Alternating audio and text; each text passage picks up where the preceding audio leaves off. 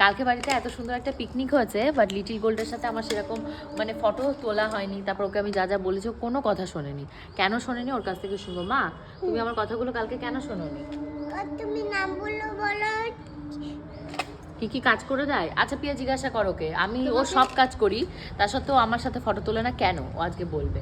তোমাকে গুকে সাফ করিয়ে দেয়, মা তোমাকে ঘুমকে পাড়িয়ে দেয়, মা তোমাকে স্নানকে করিয়ে দেয়, মা তবে তোমার পড়াশোনা কে শেখায়? লেখা? হ্যাঁ। তোমার বাবার জন্য রান্না কে করে? বলো, তোমার বাবার রান্না কে করে? তোমাকে কুকিং করে কে খাওয়ায়? কে খাওয়ায় তোমাকে? তুমি তোমাকে ঘুরতে নিয়ে যায় কে? তুমি আচ্ছা, তোমার স্নান করায় কে? তাহলে তুমি আমার সাথে ফটো কেন তোলো না? আমার দুঃখ লাগে না?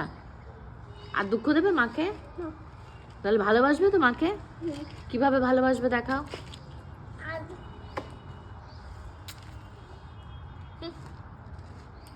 এখন দাও না।